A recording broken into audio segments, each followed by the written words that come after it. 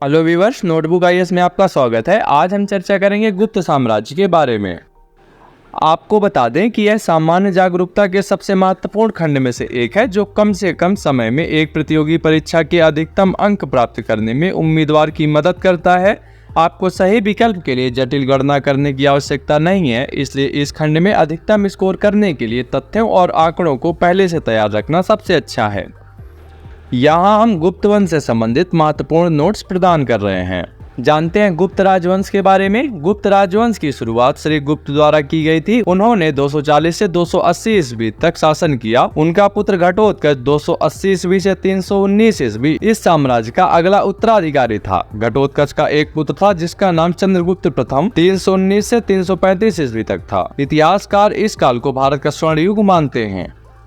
नजर डालते हैं इसके महत्वपूर्ण तथ्यों पर। भारत के राजनीतिक मानचित्र से मौर्यों के गायब होने से कई देशी और विदेशी शासकों का उदय हुआ, जिन्होंने उत्तर और दक्षिण भारत को विभाजित किया और लगभग 5 शताब्दियों तक उन पर शासन किया। तीसरी शताब्दी ईस्वी में उत्तर भारत में कुषाणों और दक्कन में सातवाहनों के ग्रहण के परिणाम स्वरूप राजनीतिक विघटन की अवधि शुरू हुई।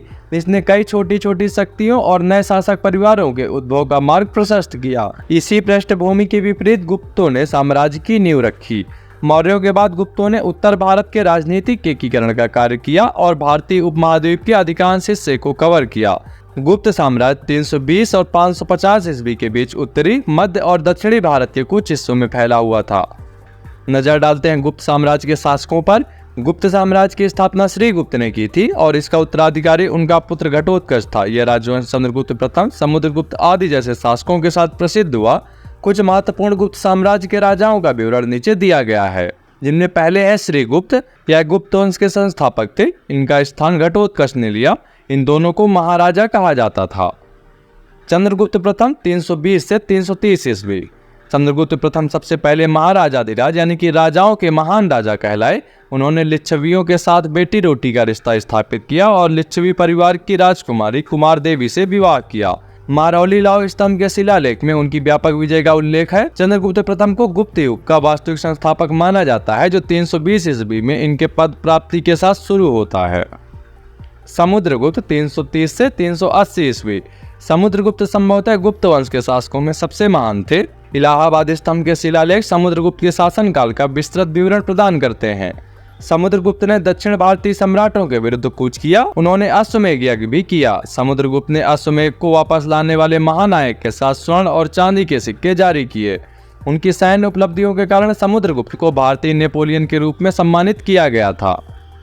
चंद्रगुप्त द्वितीय 380 से 415 ईस्वी। समुद्रगुप्त का उत्तराधिकार उसके पुत्र चंद्रगुप्त द्वितीय विक्रमादित्य ने लिया था। बेटी रोटी के रिश्तों के माध्यम से चंद्रगुप्त द्वितीय ने अपनी राजनीतिक शक्ति को मजबूत किया। चंद्रगुप्त द्वितीय ने कुबेर नागा से शादी की। वह मध्य भारत की एक नागा राजकुमारी थी। चंद्रगुप्त द्वितीय की सबसे बड़ी सैन्य उपलब्धियां पश्चिमी भारत के शक क्षत्रपों के खिलाफ उसकी लड़ाई थी। अपनी जीत के बाद इन्होंने सकारी नाम प्राप्त किया, जिसका अर्थ था शक का विध्वंसक। उन्होंने खुद को विक्रमादित्य भी कहा। उज्जैन एक महत्वपूर्ण व्यापारिक शहर और गुप्तों की वैकल्पिक राजधानी था। गुप्त साम्राज्य की महान संपत्ति सोने के सिक्कों की विविधता में प्रकट हुई है। प्रसिद्ध चीनी तीर्थयात्री फाहियान ने चंद्रगुप्त द्वितीय के शासनकाल के दौरान भारत का दौरा किया। फाहियान ने गुप्त साम्राज्य की धार्मिक, सामाजिक और आर्थिक स्थिति पर बहुमूल्य जानकारी प्रदान की है। कुमारगुप्त चंद्रगुप्त द्वितीय का पुत्र और उसका उत्तराधिकारी था। इसने कई सिक्के जारी किए थे और उसके शिलालेख पूरे गुप्त साम्राज्य में पाए जाते हैं। कुमारगुप्त ने भी एक अश्वमेध यज्ञ किया था। कुमारगुप्त ने नालंदा विश्वविद्यालय की नींव रखी, जो अंतर्राष्ट्रीय प्रतिष्ठा का संस्थान बनकर उभरा। शक्तिशाली समृद्ध जनजाति, जिसे पुष्यमित्र कहा जाता है, ने इनके शासनकाल के अंत में गुप्त सेना को हराया था। स्कंदगुप्त मध्य एशिया के हूणों की एक शाखा ने हिंदू कुश पर्वतों को पार करने और भारत पर आक्रमण करने के प्रयास किए। स्कंदगुप्त, जिन्हें वास्तव में हूण आक्रमण का सामना किया था। स्कंदगुप्त ने हूणों के खिलाफ सफलतापूर्वक लड़ाई लड़ी और साम्राज्य को बचाया। नजर डाल लेते हैं गुप्त साम्राज्य की राजधानियों पर। गुप्त साम्राज्य की राजधानी पाटलिपुत्र शहर थी। आज शहर को उत्तर भारत में बिहार के भारतीय राज्य की राजधानी पटना के रूप में जाना जाता है।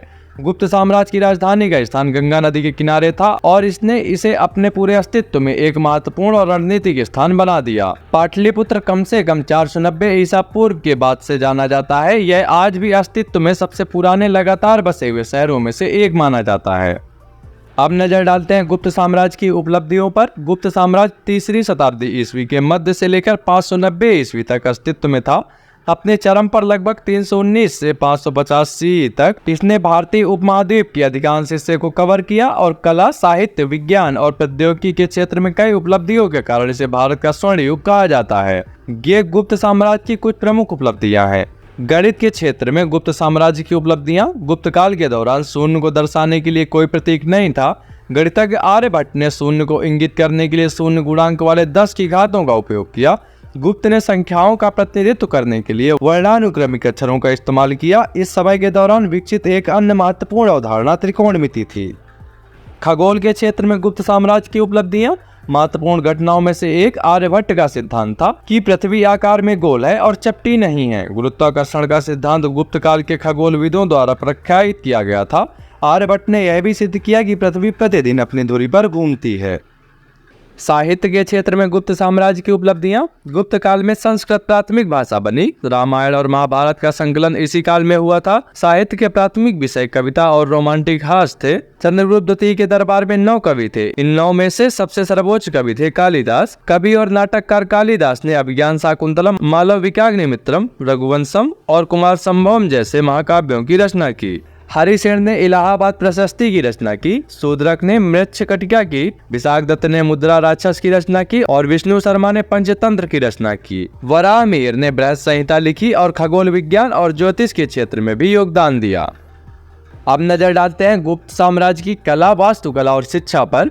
गुप्त युग को कला, विज्ञान और साहित्य के क्षेत्र में भारत का स्वर्ण युग कहा जाता है। नागर एंड द्रविड़ कला शैली का विकास इसी काल में हुआ। दिल्ली का लोहे का खंभा, 7.5 फीट की बुद्ध की प्रतिमा और देवगढ़ मंदिर गुप्त कला के बेहतरीन उदाहरण है। अजंता के भित्ति चित्र जो मुख्य रूप से जातक कहानियों में बुद्ध की जीवन कहानियों को चित्रित करते हैं, इसी अवधि के हैं। श्रीलंका में सिगिरिया की पेंटिंग अजंता चित्रों से प्रभावित है। शिक्षा के क्षेत्र में नालंदा विश्वविद्यालय की स्थापना कुमारगुप्त प्रथम ने 5वीं शताब्दी में की थी। विश्वविद्यालय एक महत्वपूर्ण शिक्षण केंद्र था और छात्रों के लिए छात्रावास प्रदान करने वाले पहले विश्वविद्यालयों में से एक था।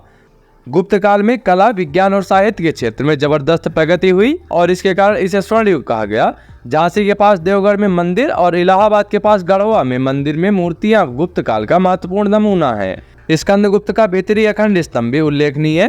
ग्वालियर के पास बाघ की गुफाओं में गुप्त काल के चित्रों को देखा जाता है। श्रीलंका में सिगिरिया की पेंटिंग अजंता शैली से अत्यधिक प्रभावित थी। गुप्त कालीन सिक्का भी उल्लेखनीय था। समुद्रगुप्त ने 8 प्रकार के सोने के सिक्के जारी किए। चंद्रगुप्त द्वितीय और उसके उत्तराधिकारियों ने विभिन्न किस्मों के सोने, चांदी और तांबे के सिक्के भी जारी किए। गुप्त काल में संस्कृत भाषा प्रमुख हो गई। सर्वश्रेष्ठ संस्कृत साहित्य गुप्त युग में हुए थे। एक महान कवि समुद्रगुप्त ने हरिसेना सहित कई विद्वानों को संरक्षण दिया था।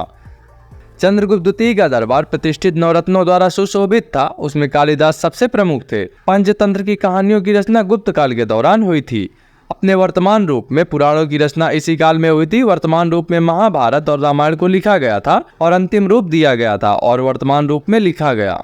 गुप्त काल में गणित, खगोल विज्ञान, ज्योतिष और चिकित्सा के क्षेत्र में एक शानदार गतिविधियों का साक्ष्य रहा है। वराहमिहिर ने 5 खगोलीय प्रणाली पंच सिद्धांतिका की रचना की। ऐसे ही महत्वपूर्ण वीडियोस के लिए सब्सक्राइब करें हमारे YouTube चैनल नोटबुक IAS को।